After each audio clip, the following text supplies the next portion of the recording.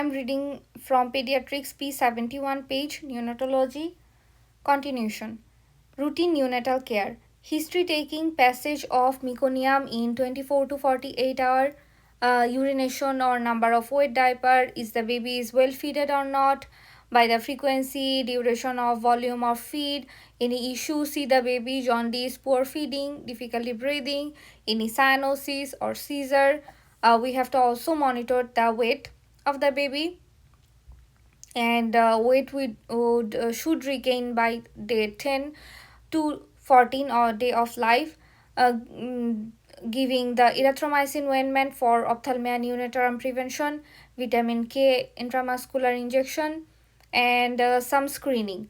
Metabolic disorder, blood disorder, some endocrine disorder like congenital adrenal hyperplasia, congenital hypothyroidism, other tests for cystic fibrosis, CF, congenital hearing loss, congenital heart disease, congenital cytomegalovirus, and parent screen for biliary atresia. So if the mother is not tested, send cord blood for blood grouping and DAT, and also send the blood if mother is O positive. If household contact is HPS antigen positive, start hepatitis B vaccine series. So if the mother is positive or any household contact is positive, HPS, that means hepatitis B surface antigen positive, start hepatitis B vaccine series for the baby. So if mother is positive, give hepatitis B immunoglobulin within 12 hours of birth. The US and some Canadian provinces give hepatitis B vaccine at birth routinely. So also they can give hepatitis B vaccine at birth. Now the most important topic is neonatal resuscitation. It is very important for MCCQE exam. So first assess the Apgar score at 1 and 5 minutes. You will see in most of the question they are giving Apgar score. If less than 7 at 5 minutes, then reassess after 5 minutes again until it is more than 7. So if less than 7 Apgar score at 5 minutes, then we have to do it again until it becomes more than 7. Do not wait to assign Apgar score before initiating resuscitation. So we have to also, if we see that Apgar score is coming low, so we have to start the resuscitation. Do not wait for anything. So what is Apgar score? APGAR. There is a mnemonic in this pearl. So A for appearance, it is color of the baby. Pulse, heart rate, grimace is baby irritable or baby is lethargic. Activity, we are seeing the tone of the baby, respiratory effort, or how ready is this child.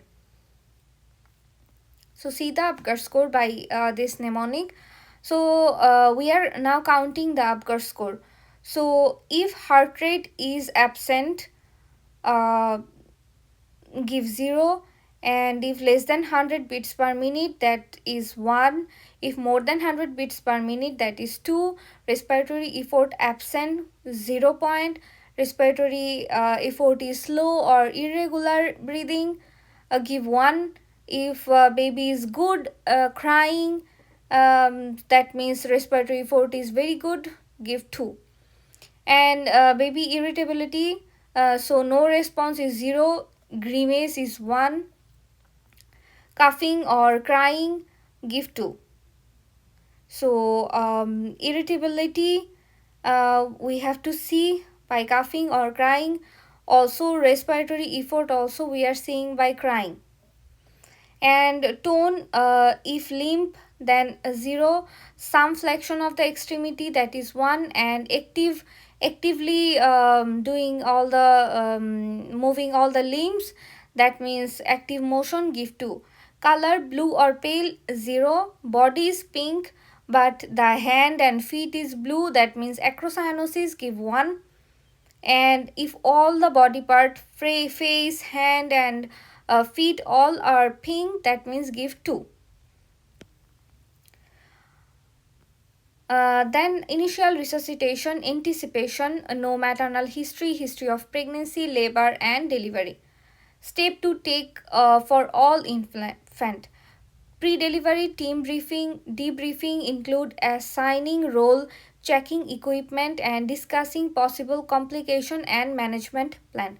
So here debriefing is also important. Pre-delivery team debriefing, that means we are assigning the roles with all the nurse doctors, and checking the equipments are ready or not, discussing possible complication according to the baby's gestational weight and age, and management plan.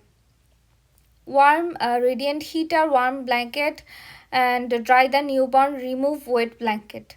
Stimulate the infant by rub lower back gently or flick the sole of the feet. Do not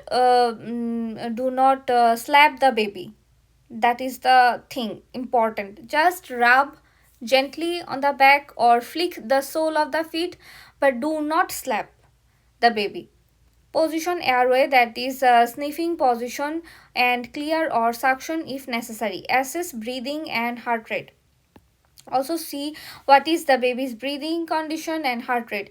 If apneic or inactive respiration, that means heart rate is less than 100, give bag and mask ventilation with room air, or 30% if preterm infant. Continue until heart rate becomes 100 and breathing spontaneously. If heart rate is less than 60, establish airway for effective ventilation. So we have to see the airway and help to increase the heart rate, and start chest compression. So if heart rate becomes less than 60, airway establish airway and start chest compression, turn oxygen to 100%. If meconium present, a team with advanced resuscitation skill should be present. So if meconium, so we need advanced resuscitation skill doctors. If the newborn is hypotonic with ineffective respiration, routine intubation for trachea suction is not suggested unless skilled at intubation. So if there is no one with the skill intubation, we should not do it. Do initial resuscitation and administer positive pressure ventilation as required. So start initial resuscitation and give positive pressure ventilation. Now this part is important. Corrective action for PPV, positive pressure ventilation in neonatal resuscitation. That is remembered by Mr. Sopa. Mask readjustment, reposition airway, suction mouth and nose, open mouth, pressure increase and alternative airway.